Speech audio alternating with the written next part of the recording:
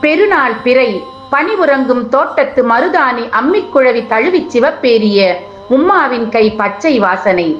பக்கத்தில் நான்.